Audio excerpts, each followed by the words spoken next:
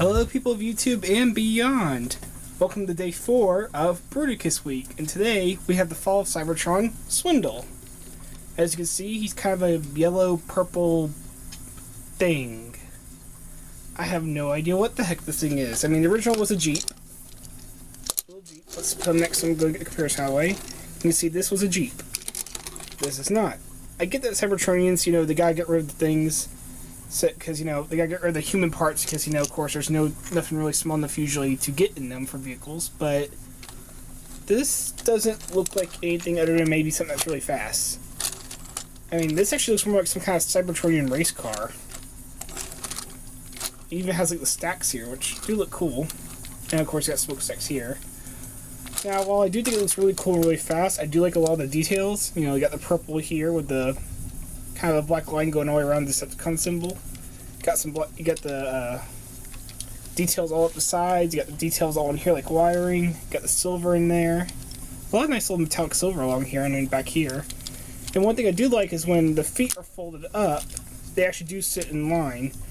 Now it does kind of make a problem because these are two different colors, but you can see, of course, the sides of the feet kind of continue the piping, and the top of the feet here kind of continue the. I'm not sure what you call this ridge right here. It kind of, even if it's the wrong color, it does continue the ridge. You can see one of the problems. This does not stay in well. Mostly because this is made from really cheap, really thin plastic. You can see one of them broke off on this side, and on the other side, this one's heavily stressed. We're probably ready to break off any moment. So yeah, I've only had this figure about a year and a half. Okay, 2 years, because of course it's a 2-year anniversary, but still. This figure is really brittle, really easy to break. On the others, it's the same plastic, but they're usually made of thicker pieces to where they're not about to break. Even Brawl here, as much as I hate him, he's holding together better than Swindle here. Here, there's Brawl. There's Vortex. And Sound Blaster. Unfortunately, Swindle's an example of a figure that I love the mold. I can't stand how the mold was done. For one thing, gaps. Look at all that. That's not me as transforming figure. That's the only way it can transform. And look at that. He's built like a Seeker where the top looks fine and then the bottom's complete a bunch of kibble. On a Seeker, at least makes more sense, and it's probably the only way to do it. There's a lot of ways to do a car. This is not a good way. Why couldn't they have all this collapse together to where at least, even if there's no junk here, at least it would look right. Have that up here somehow. Have it to where his hands fold in, and you can actually have a straight line there, and have this still collapse in somehow. Then at least then it actually makes more sense because there would be more of a gap between the wheels, and the car will look a little bit more solid. But no, we have this where it's just top of car, robot kibble. And yes, the vents and wheels do kind of help to hide the robot kibble, but looking at it, it just looks like a robot kind of kneeling down and He looks like a robot that's in the fetal position hugging his knees. Because you can look right there and go legs, arms, crotch, chest. It really does kind of just look like a robot's kind of kneeling up and laying on his back. It's kind of like what you would do as a child when you're trying to pretend you're a Transformer. Kind of curl up and grab yourself to make yourself look like a Transformer. And it's really, really not working. I mean, Vortex, yeah, was also a little broken up, but he had pieces that, at least when they were set in place, it looked like something that would be on a helicopter. Like the chest piece here, it looks like landing gear. Or even over here where it's all broken up, it's just underside kibble. And it at least looks all like it's all collapsed together. They could have done a lot more with this. As much as I like the detail, as much as how I like they hid the parts up here, there's a lot of problems. Again, as you can see, this does not want to stay together. You can see it's already wanting to pop out again. See, there it goes. Does not take much at all. Look at it, I just touched it. I didn't even push it, just flicked it with my finger and it's breaking open. This does not hold together at all. It breaks apart so easily. Look at that. And now it's not want to go back together. I think the arms are actually holding it in, and this is just staying by friction. Yeah, look at it. It's not. I get it. One of the tabs is broken, but that's exactly it. The tab's broke, and you can see this one's heavily stressed. Because I want to like this figure, I really do. But just let's just go on to transformation before I rant all day. To transform them, you grab these back parts, you flip them out for feet. Of course, with how this vehicle looks, this is going to be a pretty easy transformation, but it does have a couple of cool elements.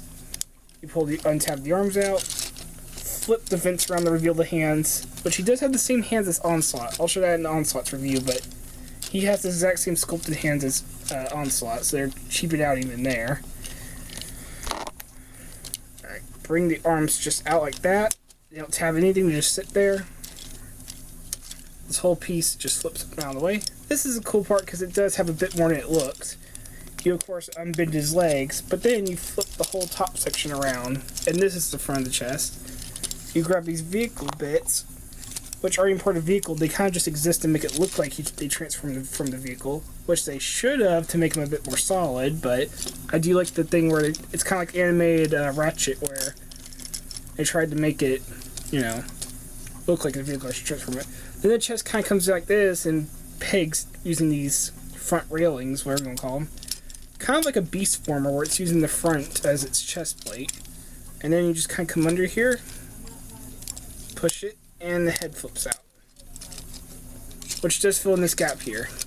And there's Swindle. Okay, here he is next to Vortex. And here he is next to the G1/RAD Swindle. So you can see how he compares in size. This thing unfortunately seems to have the exact opposite problems from Brawl. Brawl had a good, solid vehicle. Swindle has a vehicle that doesn't hold together, nor does it even look solid. However, Brawl had too much crap hanging off his back, just crap that couldn't go anywhere. Swindle doesn't have enough crap to fill him in, because looking from the back, he's a skeleton. Yes, this shell here helps to make him look bulky, but in reality, he's a skeleton. This is the robot right here. Little skinny legs, little skinny chest, little skinny things holding up their arms.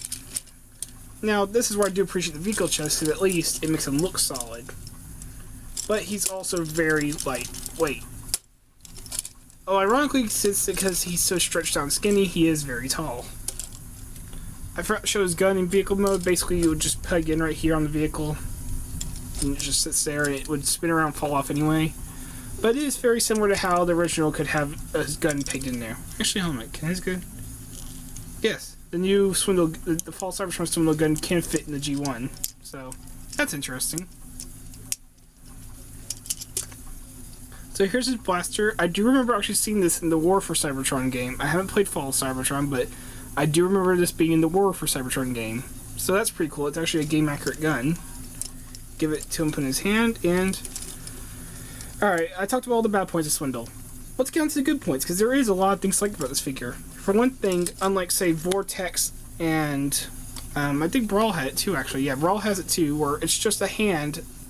It's just a hole in something that's sculpted to look like a hand. Meanwhile, Onslaught and Swindle, while they do share the same hand, at least they actually sculpted to look like a hand. And it's still sculpted to where it's small enough to where he can still hold a gun, and it looks fine. But when he doesn't have a gun, he just starts walking around with two balled up fists that just have holes drilled in them. He's walking around with hands. It can look like he's saluting somebody, or he's waving at somebody, or... Well, he can't flip them off, but, you know, you can pretend. One of the problems is, of course, since he's made it from such a tiny little vehicle, the legs and chest are just the vehicle parts. But the arms, because of how they did them, are new parts. These shoulder pads, which you can either have them on top or at the front, I like to have them on top to kind of make it look like they came out of the vehicle a bit more. And of course, the arms are new sculpts, except for the vents. And of course, the shoulder pads. I do like what they did with the wheels, making them the shoulders. That does work very well, and it does make it look a bit more natural. It does make his arm look like it's in pieces, like it's if it's from two different parts, or it's just a vehicle of arms hanging off, but it works for me. It's kind of like what the new generation's Roadbuster's doing. That's probably why they made this guy Roadbuster, actually. For the Ruination set, I believe it was. So yeah, he's got like hooves, kind of like a Prime Cliff Jumper. He's got like these bull hooves going on, but they don't look bad. They look pretty good.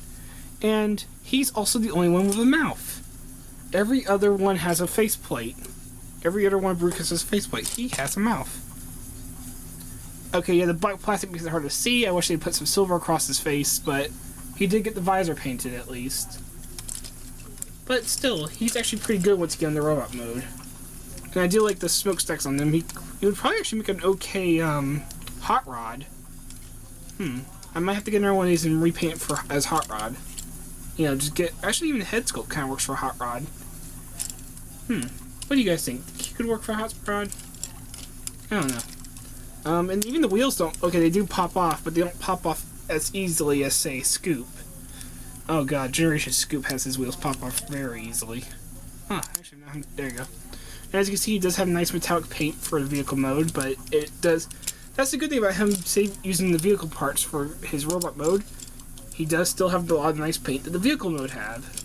I do like the transformation. The majority of the transformation is actually pretty cool. It would even work kind of for a new Combiner Wars figure, because that's basically what they use for transformation. Sorry, you needed a sip of tea. I do like the shoulder pads. They are very nice. I like all the details.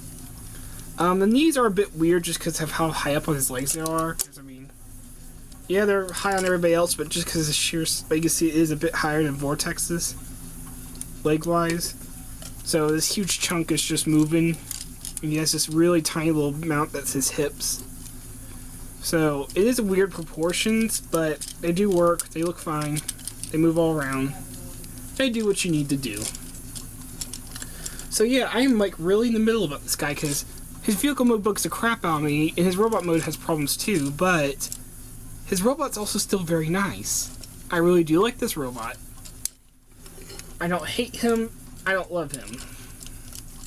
He is very hollow, I'll admit that, and I'll admit, I probably like this guy more than I should, but I don't know, something about him works for me. Maybe it's because he has that whole shell thing where it makes him look bigger than he actually is, kind of like First Edition Bulkhead. First Edition Bulkhead does it a lot better, but he still kind of pulls it off. Especially these shoulder pads. These shoulder pads really work for me. They just help make it look like he did more I guess I just appreciate a figure that makes it look like he transformed more than it actually did. That just, something about that just works great for me when it can make me fool me into thinking more happened than what actually happened. So yeah, as a robot, I say he's acceptable. Vehicle's a bit crap, but robot's acceptable. However, since his vehicle's really bad, he does actually have both good limb modes, which is actually really good for this set. The only one who seems to get a perfect round all around is Vortex, but I can accept the vehicle being messed up a bit if at least he has good limb modes. So let's get to one. I am going to start with the arm just because it's easier to do while he's in robot mode. And peg the legs back together, flip these back up. I am going to make a right arm, so flip this. He's also the only one with two complete hands. The other one's kind of just flip the thumb around. He has two complete hands, but that's also because of how they're sculpted. And they're actually sculpted in the same way his actual hand is, which is kind of cool. It kind of makes it look like he just became a bigger version of his own arm. Something about that appeals to me when somebody can become their own arm, just a bigger version of it. Flip the head back in. This whole piece is going to move because of the port that has to come out, and the top of the vehicle is attached to it. So you're going to swivel it around. Now, this part you can kind of do what you want with. You can kind of just collapse the arms back up. I think that's the usual thing to do, is just kind of collapse up and have the arms hide under the hood. You can peg them back in, but you're going to limit his arm movement, so I like to just do this. My favorite thing to do with this is to actually have these out,